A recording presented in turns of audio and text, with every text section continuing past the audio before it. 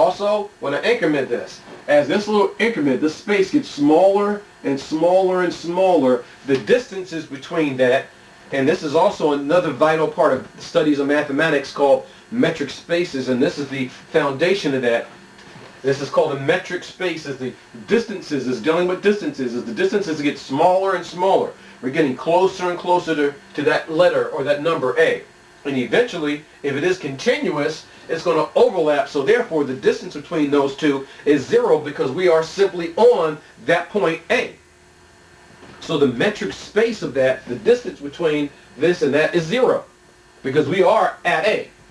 So it is continuous at that value. So this is why statements 1 and 2 are equivalent, because they're just restatements of the definition of continuity. So again, what I'm going to do, I'm going to step back, give you a minute or two to copy this, because I'm going to need to erase this, and then we're going to look at showing that statements 2 and 3 are equal to each other. So let me move out of the way, give you about a minute and a half to copy this. Then if you haven't completed it at that time, I'm going to ask you emphatically, please pause the video. Please copy this information.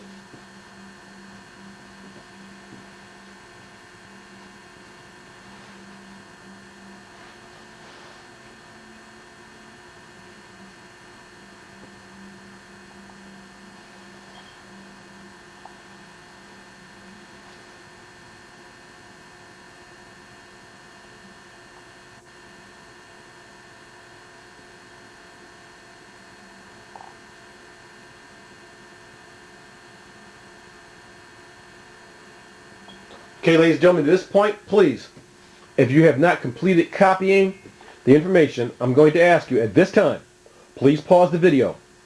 I'm about to pause the video because I need to clean this board, and we're going to move on to show that statements 2 and 3 are now equivalent to one another.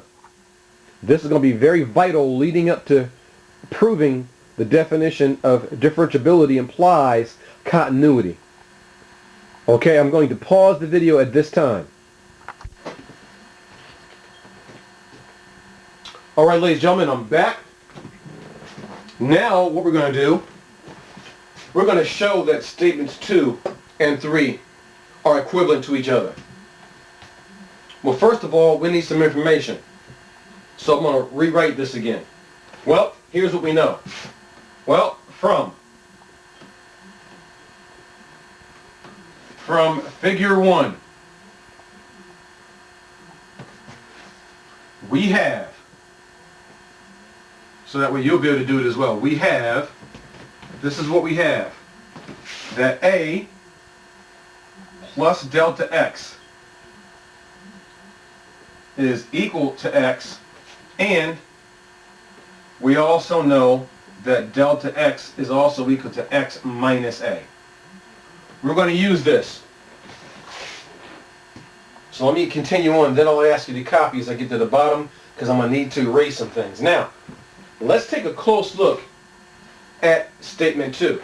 Right now, statement 2 is given to us as the limit of f of x as x approaches A.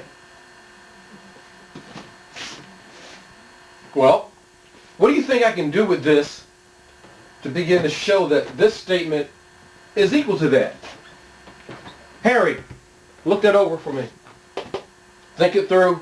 Give me some ideas. Veronica, you can help Harry out as well. I want you to do the same thing. Look this over. Think it through. Use the geometry.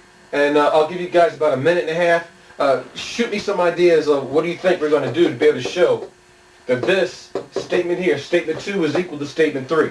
I'll give you about a minute and a half. Think that over. Veronica is going to help Harry out. I need you to think it through as well. Probably you guys can collaborate. Give about a minute and a half.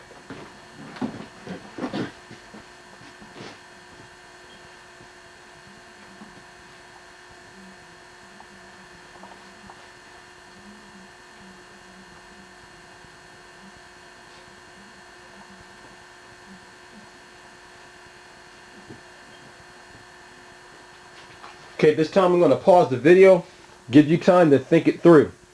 When you think that you have an idea, then please restart the video, and then I'm going to inquire from Veronica and Harry to see what insights they have. So at this point, I'm going to pause the video. All right. Veronica and Harry said they're ready, and I'm hoping that you've had enough time to think it through and that you've been able to have some insights. So let me inquire from Veronica and Harry. So Veronica and Harry, what insights did you guys gather? What approach we can take to show that statement 2 is equal to statement 3? Okay. Using that line, you saw that in the equations. You saw that you could implement that. And what would you do? Very good. Okay, I agree. What do you think? What insights do you have? They said they could use these equations here in order to be able to show that statement 2 is equal to statement 3, and they explained how they would go about doing that. Did you see how we could use those? Okay. Well, here's what we know. First of all, I can rewrite this. First, I go the limit of f of x. I have that. But now I can rewrite this bottom part. I can rewrite this as x minus a as that begins to approach 0. Now look at that. Let me move out of the way if you did not see that. Now, where do you think we can take this now? We're here. We have enough information on the board that we can make the transition from statement 2 to statement 3. There's a concept here you're going to need to utilize. Starts with an S. Think it over.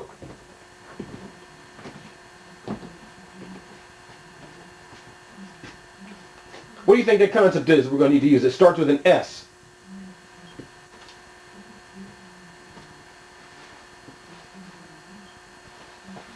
Ah, very good. Yes, we're going to need to use substitution. Notice that in this place, we do know that x is also represented as a plus delta, and that delta is represented as x minus a. So what I'm going to do, I'm going to use, and I'm going to write this down I'm going to write it on the board, use substitution. So we're going to apply the concept of substitution here. So now upon using substitution, I know that delta x is equal to x minus a. I know that x is equal to a plus delta x. So in the scheme of things, this is what we do by doing the substitution. I now know that I have delta x approaching 0, and I now know that x is equal to a plus delta x by substitution. So now that's equal to f of a plus delta x. So we used substitution to show that statement 2 is indeed equal to statement 3. So here goes statement 2.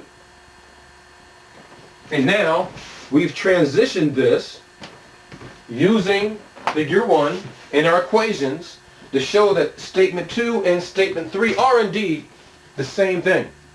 They are equivalent to one another. Very important. So these are all stating the same thing. Another way of stating how a function is continuous at a point.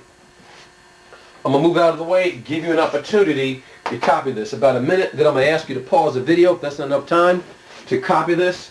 And then I'm going to erase it, and then we're going to show how statements 3 and 4 are equivalent to one another. Thank you.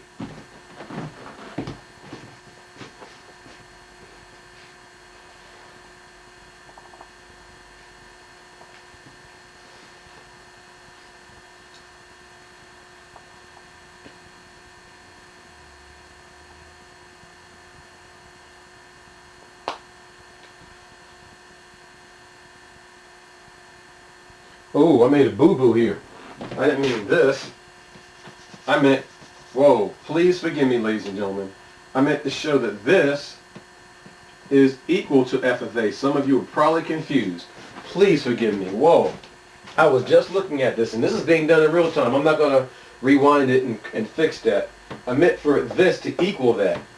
Okay? So now we've shown that. Alright? Please forgive me. I didn't realize until I looked at that I meant that to be equals, not minus. Okay? Please forgive me. I'm going to keep this like it is in real time. So I meant that the limit of f of a plus delta x is equal to f of a. Please make that correction on your paper. Please forgive me.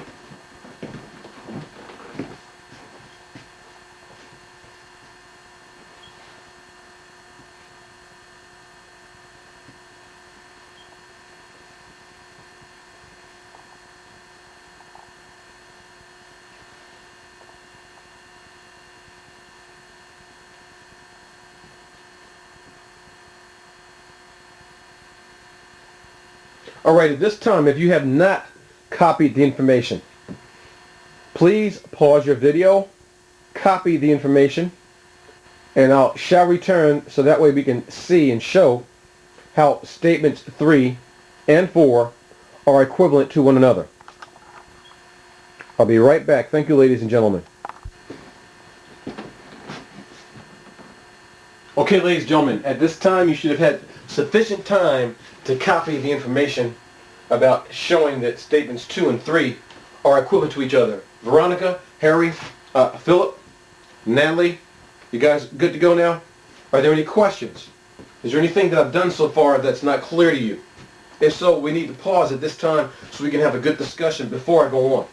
Is there anything here you'd like to discuss? Are there any other points that I've made here that may not have been clear to you? And again, I do apologize for having this minus, I meant for this to equal f of a, not minus f of a equal to 0. I was, for some reason, thinking about that, so please forgive me for that. Is there anything here you want to discuss before we move on to showing that statements 3 and 4 are equal to each other? Any questions? Do you have any questions? If so, please send me an email. I look forward to receiving your email if you have any questions as to what I've done here. If there's anything that's been unclear or confusing, please send it to me, because I will definitely read it. I will examine myself and look at what you've given me, and I'll see if there's another approach that I can take. I'll study and go talk to some of my colleagues to see if there's another viewpoint, another approach that I can take to help you understand that. Well, at this time, if there are no other questions, let's move on and show that statements 3 and 4 are equivalent to each other. Well, ladies and gentlemen, in order to show that statements 3 and 4 are equivalent to one another. Whoa, I was almost getting tongue-tied. We're going to use and apply algebra. So, we will